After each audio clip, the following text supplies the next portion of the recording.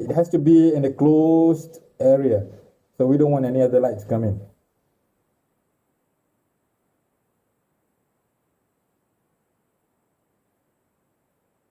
Okay, we have a study about the principle and then the compartment inside it, what it is all about. And finally, we need to know what it is for. Okay? What is the main purpose of it? It's just to replicate what our eye can do. Okay? We have to be able to see things, can, but we can't see them in the molecule form. So we need to have some assistance for that. So these are robots.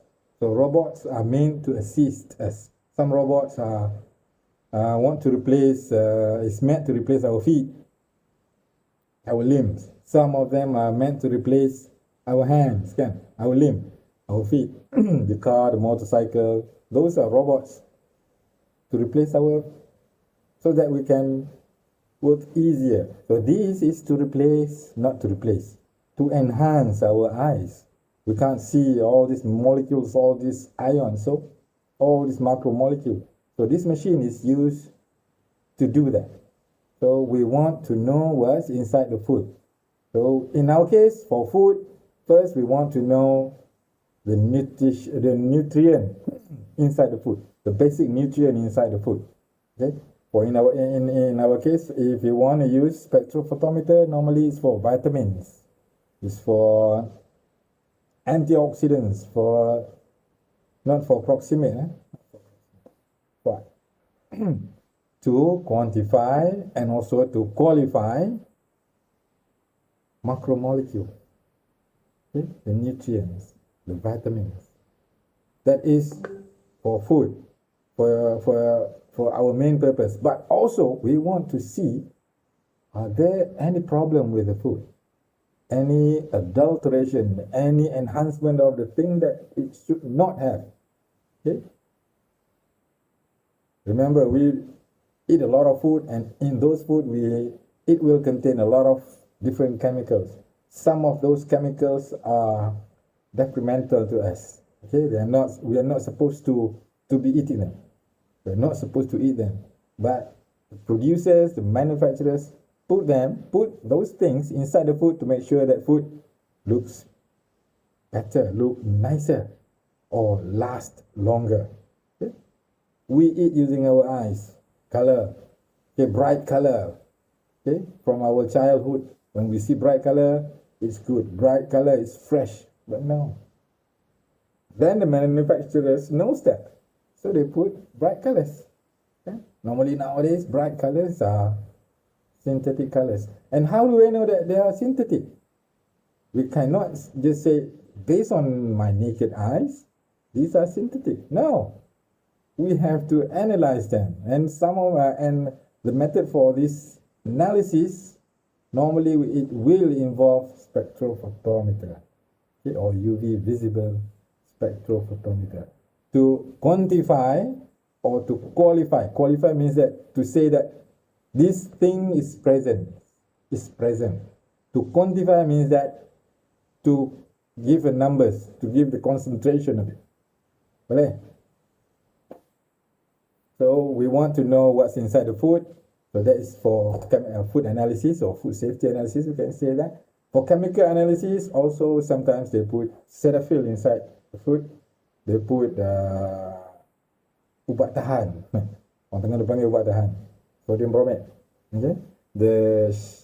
To make sure, to prolong the shelf life. I think we have learned about this already. Okay, and also pesticide. Basically, to do analysis to find out the macromolecules inside the food. Okay, this is one of the example, but this is not to measure the concentration. This is to measure the presence. In this case, the process is called scanning. Okay, this is not just detecting, this is scanning. The machine, we put all sample in the cuvette, place it in the spectrophotometer, and then it will scan. We press run, or okay, it will scan. It comes from this side.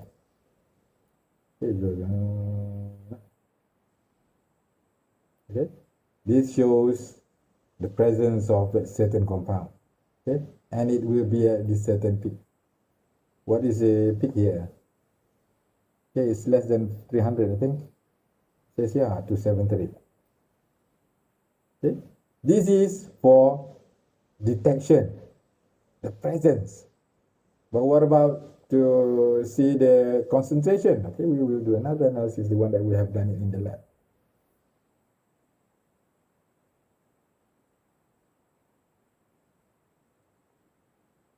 Okay. I only want to give you the disadvantages. Please, from these disadvantages, find out what are the advantages. Okay, a little bit of homework. The first disadvantage is the sample that we want to analyze has to be in solution, in liquid form.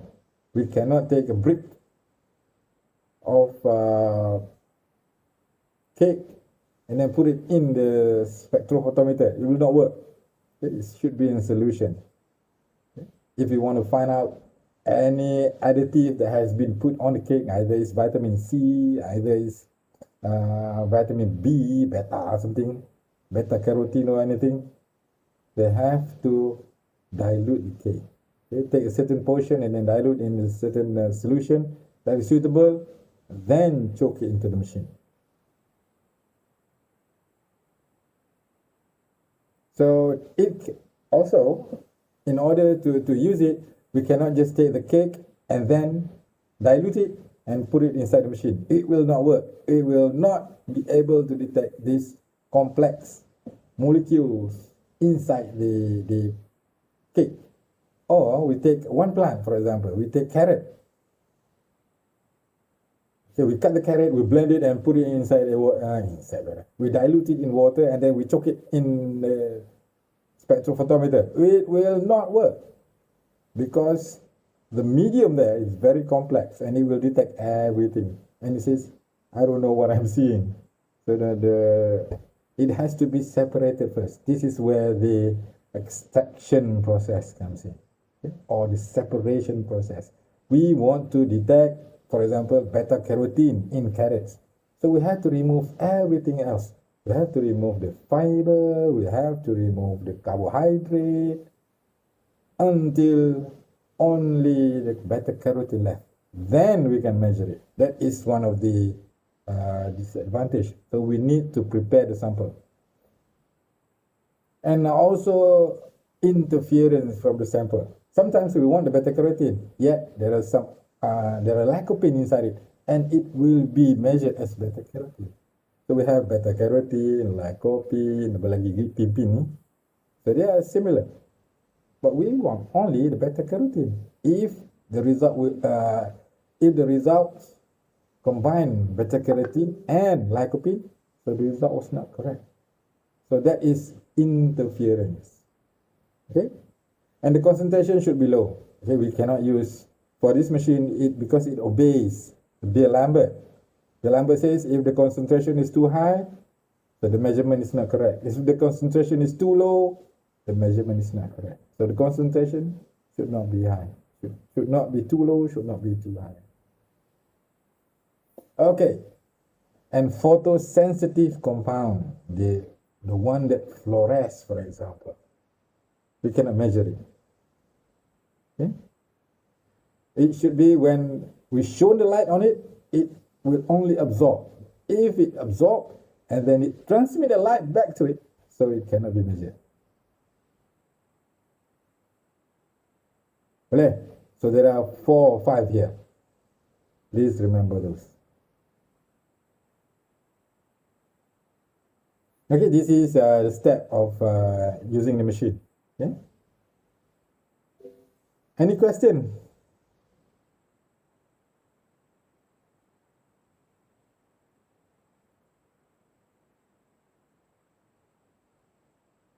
Ada soalan regarding spectrophotometer? Okay. Hopefully we have some simple idea the principle, the basic principle of spectroscopy, and then the spectrophotometer. Spectrophotometer, we need to know how it works, what's inside it, and what are all the compartments supposed to do. The name of those compartments. And finally, before the last is the types of spectrophotometer. There's 2 or 3 different types of spectrophotometer, the double beam, single beam, split beam, and finally the usage of it. What it is used for.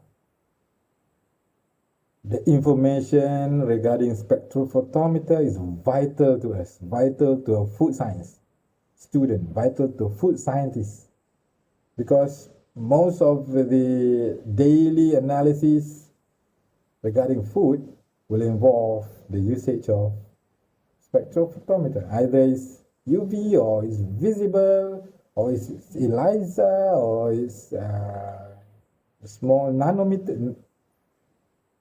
nanospectral, I think it's called. Only one drop sample. Any questions, please?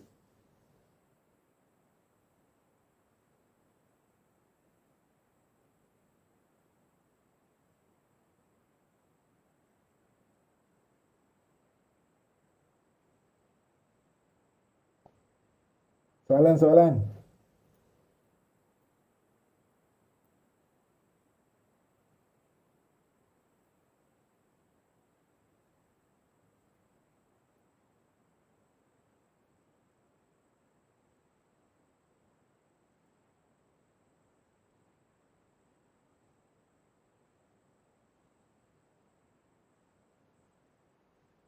Okay, if we don't have any questions, yeah.